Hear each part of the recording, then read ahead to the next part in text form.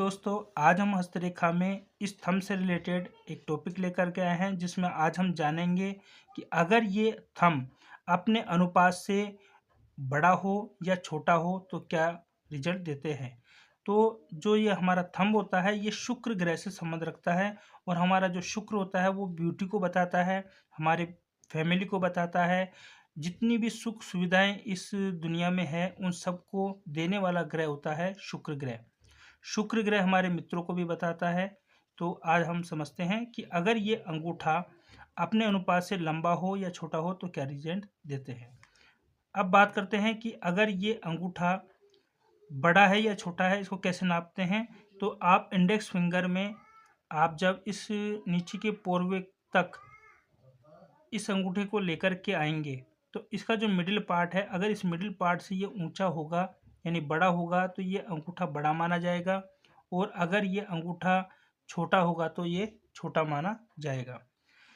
जब ये अंगूठा अपने अनुपात से लंबा होगा तो शुक्र ग्रह की जो रश्मि होती है उनको ये ऑब्जर्व करता है तेज गति से, जिसके कारण व्यक्ति स्वतंत्र प्रिय होता है, इंडिपेंडेंट बनने लग जाता है और ये बुद्धि प्रधान व्यक्ति बनते हैं। यानी अब ये व्यक्ति चाहे वो परिवार में हो, अपने मित्रजनों में हो या कहीं पर भी, ये लोग अपनी बुद्धि का प्रयोग ज़्यादा करते हैं और अपनी भावनाओं को प्रदर्शित नहीं करते हैं।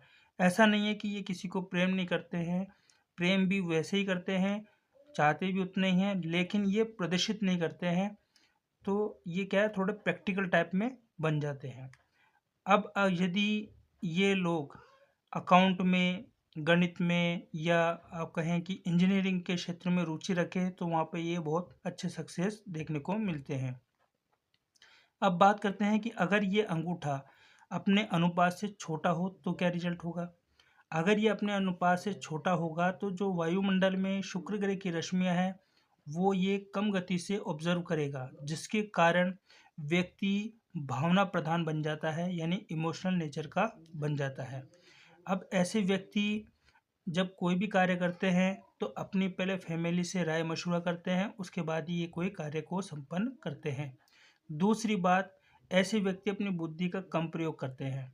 इसके कारण ये जब समाज या सोसाइटी में जाते हैं तो ये अपने आप को पूर्ण रूप से प्रदर्शित नहीं कर पाते हैं, क्योंकि ये पूर्ण रूप से प्रैक्टिकल नहीं होते हैं, बल्कि हृदय से ये विचारों को उत्पन्न करके अपने कार्यों को संपन्न करते हैं।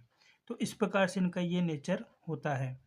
और मित्रों, अगर ये अंगूठा जब छोटा हो तो इमोशनल नेचर के कारण अगर ये काव्य क्षेत्र में, कला के क्षेत्र में, संगीत के क्षेत्र में या जहाँ पर भावना संबंध रखती है उनसे संबंधित अगर कार्य करते हैं तो वहाँ पे ये बहुत अच्छा कार्य कर सकते हैं।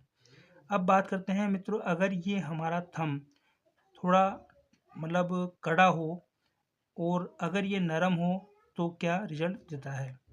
मित्रों, जब हम इसको पकड़ के थोड़ा पीछे की तरफ मोड़ते हैं लेकिन ये मुड़ता नहीं हो, सीधा कड़ा टाइप में दिखता हो, तो व्यक्ति का जो स्वभाव होता है वो हठी स्वभाव का बन जाता है। यानी अब ये व्यक्ति पूर्ण रूप से कह सकते हैं कि ये केवल अपनी ही सुनेंगे, दूसरों का इंटरफेयर बिल्कुल भी पसंद नहीं करेंगे। हाँ, अगर मित्रों ये थंब पीछे की तरफ मुड़ता है, थोड़ा, ज़्यादा नहीं होना चाहिए, थोड़ा सा अगर ये मुड़ता है तो व्यक्ति दूसरों की भी सुनेगा, अपनी भी बात रखेगा और फिर ये कोई कार्य करेंगे। तो इस प्रकार से इनका नेचर होगा। और मित्रों, जैसा कि मैंने पहले बताया कि अगर ये थंब बड़ा होगा और पीछे की तरफ नहीं मुड़ेगा तो ये प्रेम रखेंगे परंतु प्रदर्शित नहीं करेंगे। लेकिन जिनका पीछे की तरफ मुड़ता है वो लोग प्रेम भी करते हैं और अपनी भावनाओं को प्रदर्शित भी करते हैं। और जिनका ये पीछे की तरफ मुड़ता है, लचकदार होता है, ऐसे लोग हर परिस्थिति में अपने आप को ढालने वाले बन जाते हैं। ऐसे लोग अपनी प्रेमिका हो, पत्नी हो, फैमिली हो, अपने मित्र हो, इन सभी को दिल से प्यार करने वाले होते हैं। यानी हृदय प्रदान होने के कारण हृदय से ये सबको प्रेम करते हैं।